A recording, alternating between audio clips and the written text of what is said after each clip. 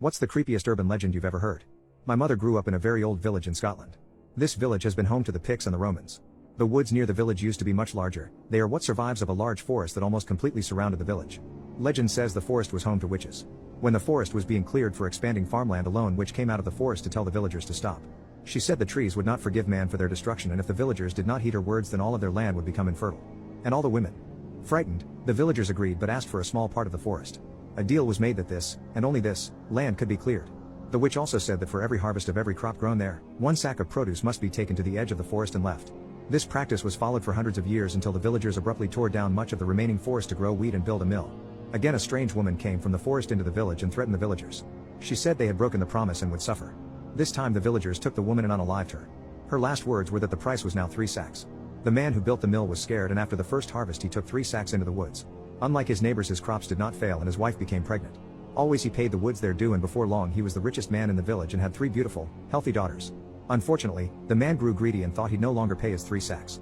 The next morning his youngest daughter went missing. The whole village came to help look for her, but the man asked that his men run the mill as normal so he didn't lose any money. There was soon a commotion at the mill. Some of the workers had fainted, others were crying, some were shouting. The man came to see what was happening. A horrified worker told him they had started up the mill as normal, but blood had poured from between the stones. They had found his missing daughter.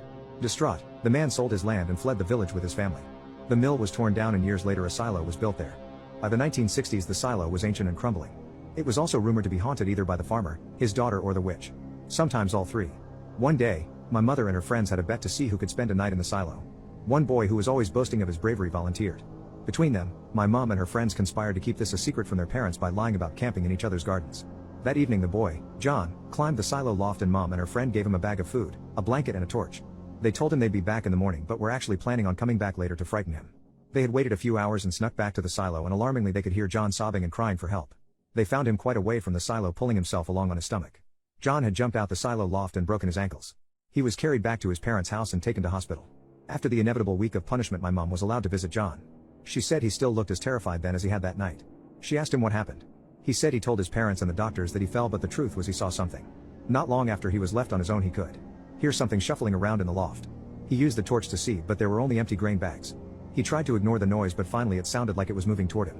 When he shone the torch on the grain bags again, he saw that they were crawling, dragging themselves along the floor towards him.